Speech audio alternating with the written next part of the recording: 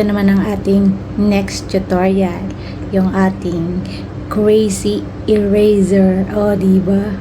Kakabaliw. 2 clips lang kailangan natin. Yung nagpupunas ka ng table at yung may mga hugasin, yung pinakana na andyan pa sa table. So, sa first clip, yung nagpupunas ka. So, i-overlay natin yung kalat.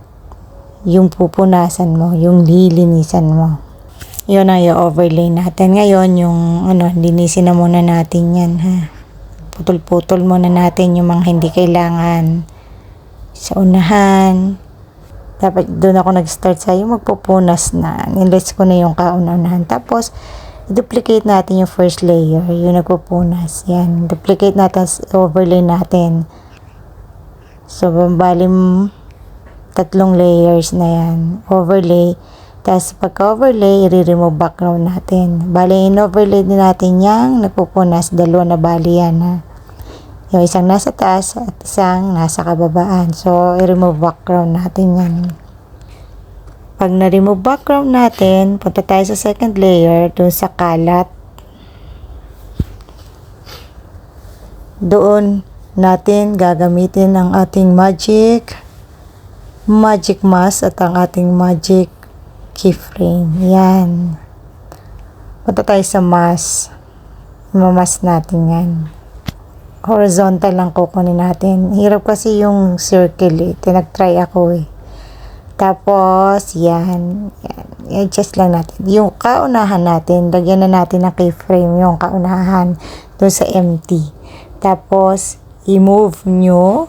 Yan, pagalawin nyo yung inyong clip na number 2. Tapos, pag sundan nyo yung kamay, i-adjust nyo yung nasa taas. Yan yung yellow line.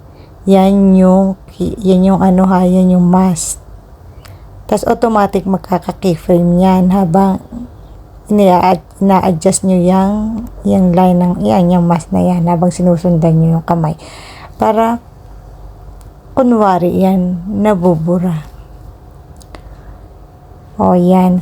So, yung niyan, yung feather niyan is nakaset lang sa 1. Sa 1 ko lang siya inilagay yung feather niyan. Yung paglalagay ng keyframe, depende sa sinusundan nyo. Kung ilang parang move din yun. So, depende. So, ako nakailan ako dyan, eh. Pero, in-edit ko ulit yan ng yung pinaka niya, final niya. Basta i-adjust nyo lang ng ganyan, no? Tapos, automatic magka-keyframe. So, ganun lang kasimple. Sana may natutunan. So, goods na yan. Ready to export na yan. Basta huwag nyo kalimutan yung 2K, 4K resolution at yung 50 frame rate. So, hanggang sa muli mga kabebang. Bye.